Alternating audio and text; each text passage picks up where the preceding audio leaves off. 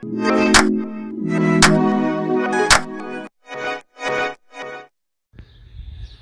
you lot, welcome back to my channel, and yes, if you haven't already guessed by the thumbnail and the title of this video, I'm going to be doing an oil and filter change on the car. So join with me in the next 10 minutes or so of all the fun I'm going to have. So let's talk through some of the things I've had to get to do this oil and filter change. Now obviously this is the first oil change I've done on the car in 3 years, and you may all go, what? But I mean, I've probably done 6,000 miles in those 3 years. So yeah, it's due. I got all this courteous of A K Motorsport and Ian Karen, I believe. He does Ford owners a great deal if you join one of the clubs. I've gone with the 530, which is the original Ford oil. I did consider changing it for a slightly better oil, but I'm running standard power at the minute, so I thought, well, you know, I'll stick with this. 7 litres is the quantity that you're sent. I've also had to get one of these from Laser, which is a oil filter socket which fits on the top. That's the size that you will need, 36 mils. I've also had to get one of these, a universal socket adapter, but I will show you why later. Mainly my one broke, but I've gone with a new sump plug. I don't believe this is necessary, but for £6 odd I thought sold it. And of course I've obviously gone with a new oil filter. Now these are a cartridge ones that go in under the top, under the bonnet. So I think what I'm going to do, the car's already warm. I've been out for a 10-15 minute drive, but it does look like it's about to piss down. So I may bring the car in under the garage door and put it up on the ramps and make a start on what I'm doing. Okay, right, there we go. Bit of a tight squeeze, but the car's up on the ramps. As I was going to say, the oil filter housing is down in there. There we go, there's the top of the cap. There's actually a 36mm socket that fits on there. What I may do is just take this off, or take that bed off there. It may just give me a little bit better access, but yeah, I think I will. Right, let's do that first, just by unpopping these, taking this out. I'll probably end up having to take the whole top part off, won't I? Right, so I've loosened this top part and I've removed this little bit of hose that sits in between there. I've put it over there. It's only 2 plastic clips. I can get my hand in there. It's whether I can extract it, but the next thing I'm going to do is remove the plastic under tray. Now, see what the lighting's like underneath the car. As you can see, it's held on by bolts, but somebody has put on this one back here Torx. So I've got both my sockets and my Torx set, so I think I'm just going to rip this off. Not rip it off, just literally, but undo it and then show you what's underneath it. You can see all the scrapes on it from where it goes up my drive, which is not very good, is it, eh? Hey, I didn't film myself removing them, but it's a combination of Torx, bolts and cable ties, and there's a couple of missing. So yeah, obviously over the years, because bearing in mind the car is a 2007 model, they've obviously lost bits and bobs, but yeah. And the under tray, surprisingly, weighs a hell of a lot. Bit of dirt on that side, which I will wash, cobweb as well. But yeah, the under tray is off, and now all there is to do is locate the sump plug and get my little tray and undo it. Yeah, as the oil's warm, that is. Right, so a quick recap. These are probably all going to be wrong for your car, but the Torx bit I used was a T30, and the socket I used was a 10mm. Now that's what I used to undo the odd combination on there. So I'm going to put those in my magnetic tray, keep it safe.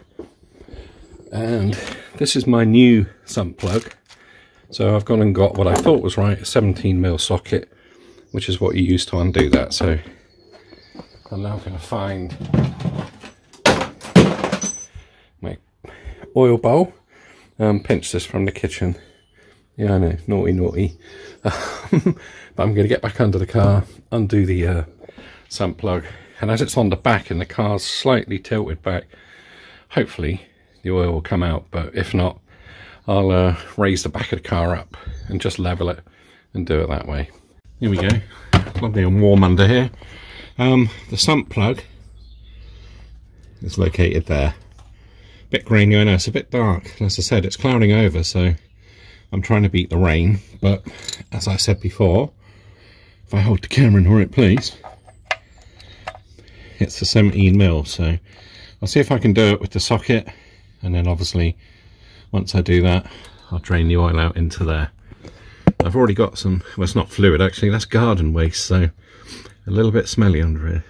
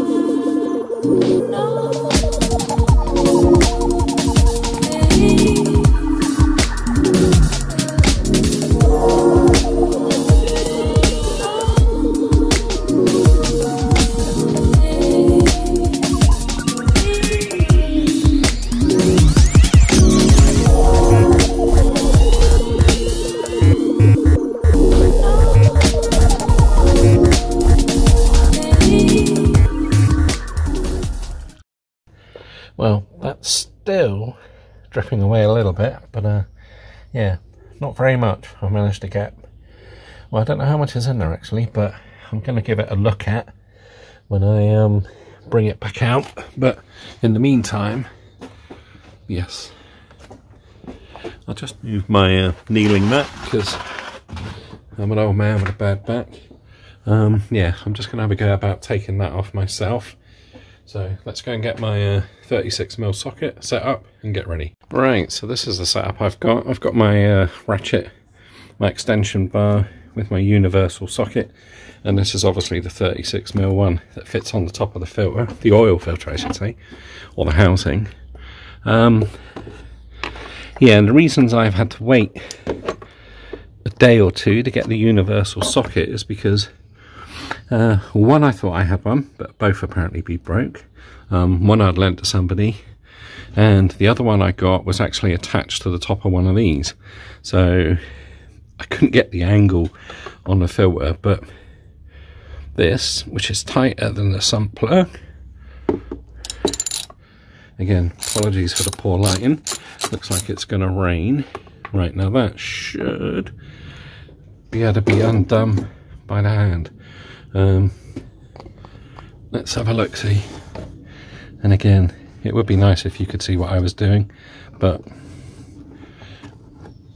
let's see if I can get my hand out of the hole. I'm gonna have to put the camera down.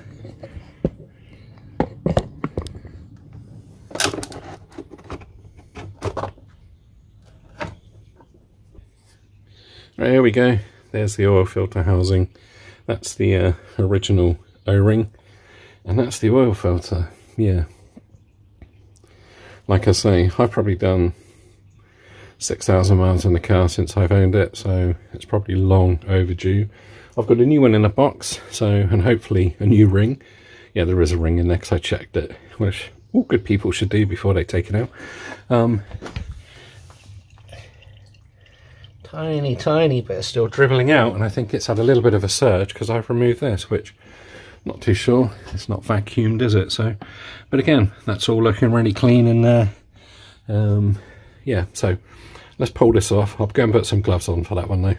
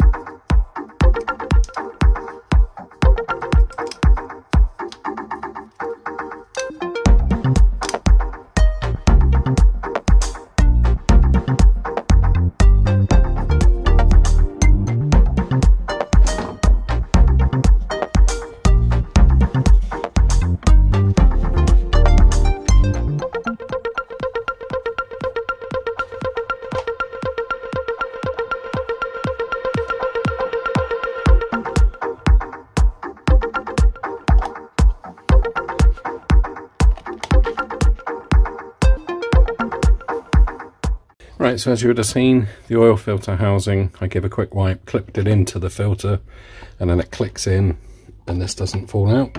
I may be able to try and do this whilst filming. No, because I had to lift this little bit out of the way. I mean, I'm being lazy. I probably should have took it off, but there you go. Right, so let's put that in. Right, the sump plug is back in. This is the oil that came out, as you can see. It's rather black, but not too bad. There's no separation. You'd be slightly worried if you found water, or it was a bit creamy, or it looked like a cappuccino. That would be a bit worrying. But yeah, so all I've got to do now is obviously give this a bit of a clean. Recycle this by taking it to the local oil recycling centre. And then put some oil in the car. Yeah. And then I'll run it up to temperature. And then obviously make sure everything's nice and tight, and put this little bugger back on. Right, let's just pack this away. I'm fairly confident that everything's tight, nothing's leaking, but obviously I won't know until I put some oil in it. When you check your oil filler cap, or take your oil filler cap off, mine's clean. There's a tiny bit in there, but don't be surprised if you see that full of mayonnaise, because like myself, my commute to work is probably 2 miles, which is brilliant, but it's also not good because short runs will just build condensation. But you know, it's not an indication of head gasket, or it's not an indication of the line is cracked. Car runs perfectly fine, famous last words. Yeah, it's just short journeys. I used to have a BMW, actually, nice 3 Series, and that hardly got off the automatic throttle fly-by-wire type thing when I got to work. It was terrible, and I actually sold it because of it, because yeah, I just didn't get the opportunity to use this. But with this car, I do take it out for the odd Sunday drive. Yeah, do cover a few miles. I'm actually probably doing more miles in it now, hence the oil change, than I have done since owning it. So yeah, but as you would have seen, get yourself a good funnel. They're only like 99p in a pound shop or something. This one came from Wilco. Sadly, they're no longer there. Yeah, this is the oil I went for. As I say, different websites say different things, but I'm going to put a few litres of this in, just make sure everything's okay. I've actually still got my other bottle, which is 2/3 full. So let's get and do that first, actually.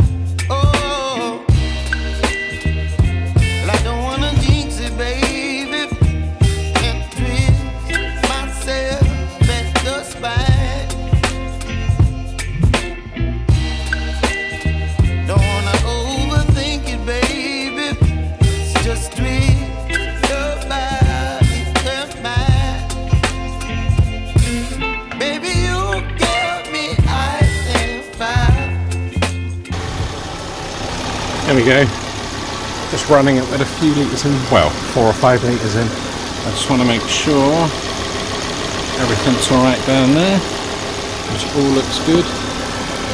And let's have a quick look underneath. I mean, I know it's tight, but I just wanted to make sure.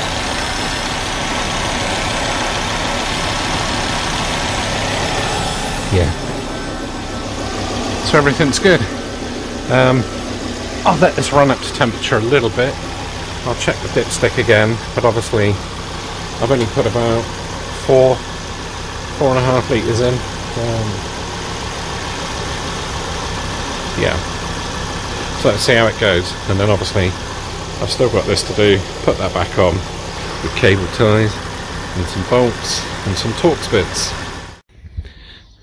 There we go, all finished, and I've even wiped my oily hand marks off the door pillar and off the steering wheel. So yeah, I guess overall that only took, yeah, probably not long, 40 minutes, hour, something like that, tops. But I took my time, made sure everything was tightened correctly. I've been out, I've checked the oil level on a level ground. Yeah, it seems to just run up the stick, so to the little grey bits, gridded bits. Anyway, oh, pigeon, don't shit on the car. Now, what's it trying to even do? Anyway, yeah, if you enjoyed the video, don't forget to give it a thumbs up. Leave a comment below. Hopefully I'll be back very shortly, because as I say, I've still got my my splitter to fit. And I noticed it doesn't scrape on the drive when I come in front ways, which is really odd, but there we go. Anyway, right, as per usual, like I say, thanks for watching, and I will be back very soon with a new video.